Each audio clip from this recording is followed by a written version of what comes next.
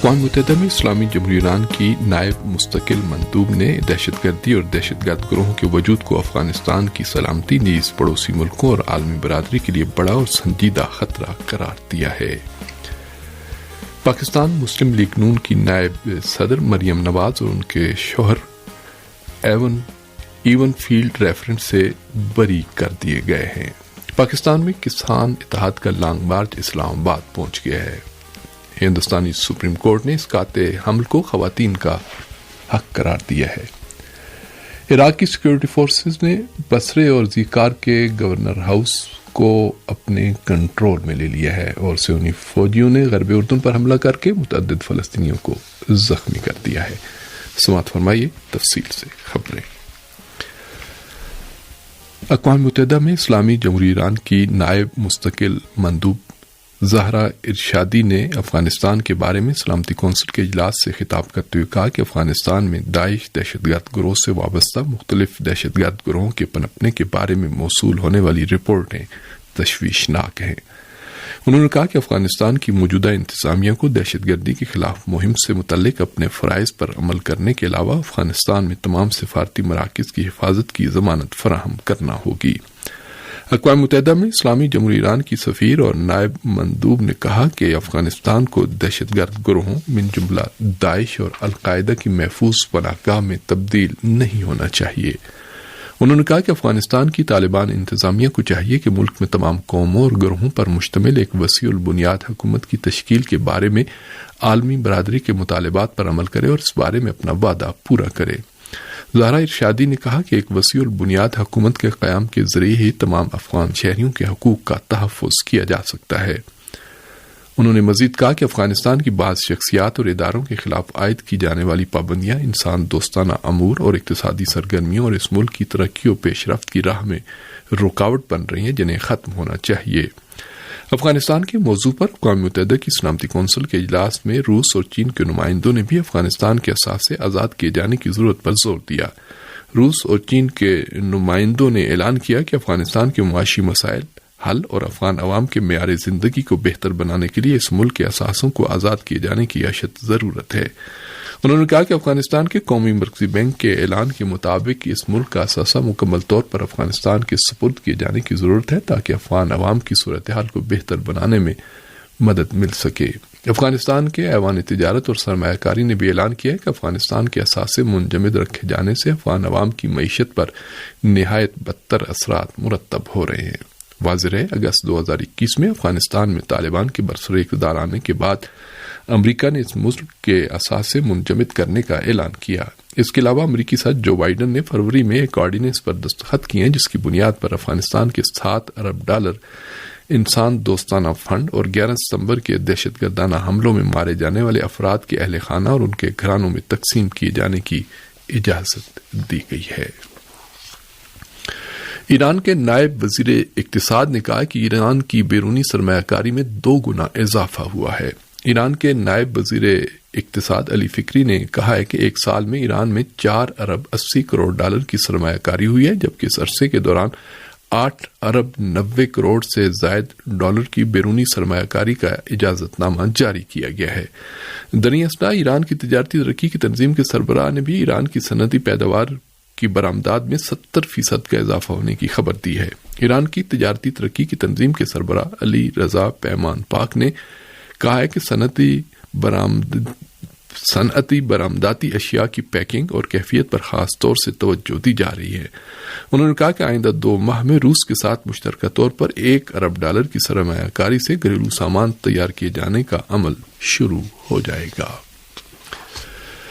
پاکستان مسلم league نون کی نائب صدر مریم نواز اور ان کے شوہر captain retired Safdar even field reference سے بری ہو گئے ہیں۔ پاکستانی میڈیا رپورٹوں کے مطابق اسلام آباد ہائی کورٹ نے مسلم لیگ نون کی نائب صدر اور ان کے شوہر کو ایون فیلڈ ریفرنس سے بری کر دیا ہے۔ یاد رہے ایون فیلڈ ریفرنس میں مریم نواز کو 7 سال اور ان کے شوہر کیپٹن صفدر کو 1 سال قید کی سزا ہوئی تھی۔ اسلام آباد ہائی کورٹ میں سزا کے خلاف اپیلوں کی سماعت جسٹس عامر فاروق اور جسٹس محسن اختر نے کی۔ اسلام آباد ہائی کورٹ نے جمعرات کو اپنے فیصلے میں مریم نواز اور ان کے شوہر کو بری کرتے ہوئے ان کی سزائیں کالعدم کر دیں۔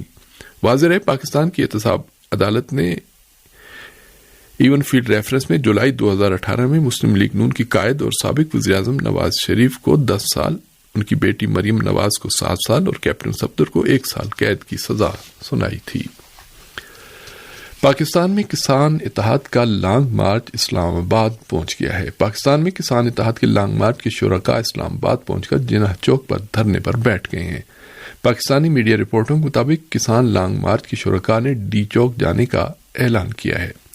حکومت سے مظاہرین کا مطالبہ ہے کہ زرعی اراضی پر تعمیرات کا سلسلہ فوری طور پر روکا جائے، زرعی مشینوں پر ٹیکس ختم کیا جائے اور کسانوں کو اچھی کھاد فراہم کی جائے۔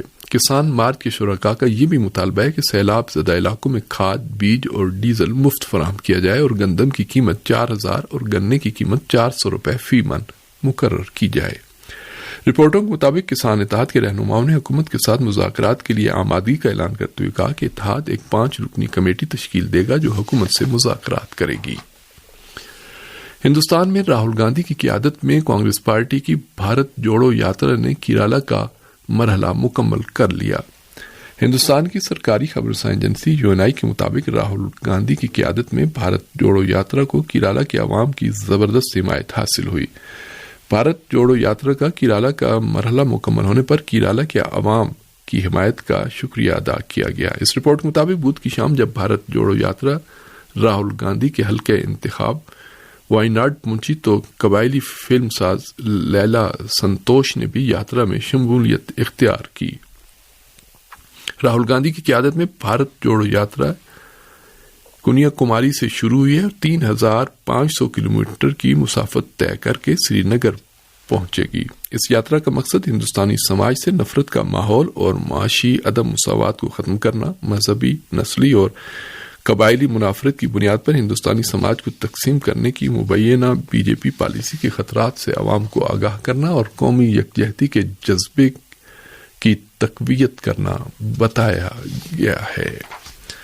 ہندوستانی سپریم کورٹ نے اسقاط حمل کو خواتین کا حق قرار دے دیا۔ جسٹس DY چندرچوڑ کی سربراہی میں ہندوستانی سپریم کورٹ کے 3 رکنی بینچ نے جمعرات کو ایک 25 سالہ غیر شادی شدہ خاتون کی اپیل پر فیصلہ سناتے ہوئے کہا کہ تمام خواتین محفوظ اور قانونی اسقاط حمل کی حقدار ہیں، جن میں غیر شادی شدہ عورتیں بھی شامل ہیں۔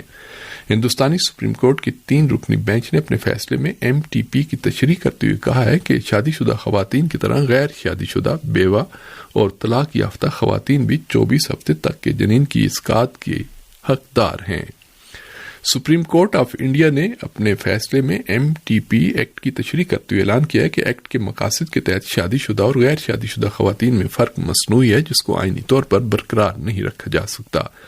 ہندوستانی سپریم کورٹ کے 3 رکنی بینچ نے اپنے فیصلے میں کہا کہ شوہر کی طرف سے جنسی ہراسانی عصمت دری کی شکل بھی اختیار کر سکتی ہے۔ بنابراین اسقاط حمل کے مقاصد کے لیے قانون اور قواعد کے تحت ازدواجی عصمت دری کے معنی کو بھی شامل کرنا ضروری ہے۔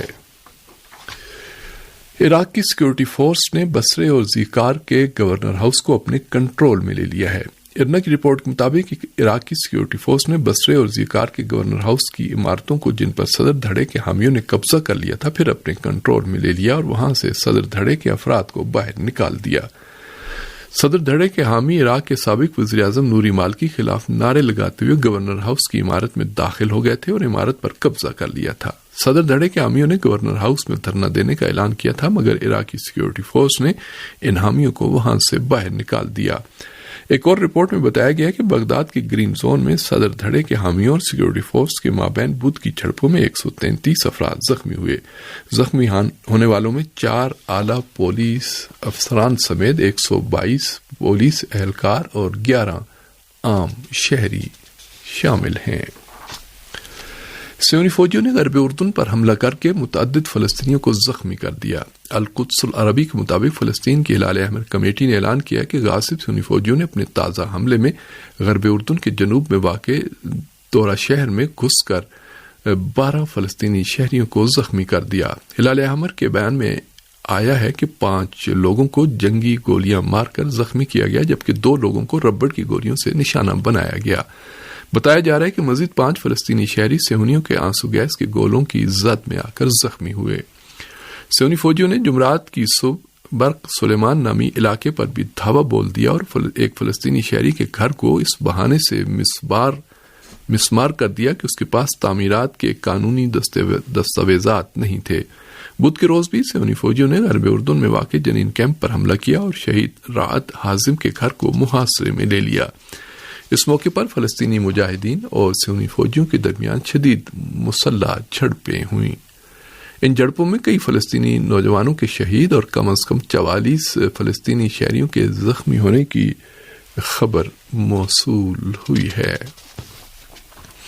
روس کی وزارت دفاع نے کہا کہ یوکرینی افواج کو گزشتہ 24 گھنٹے کے دوران بھاری نقصانات کا سامنا کرنا پڑا ہے۔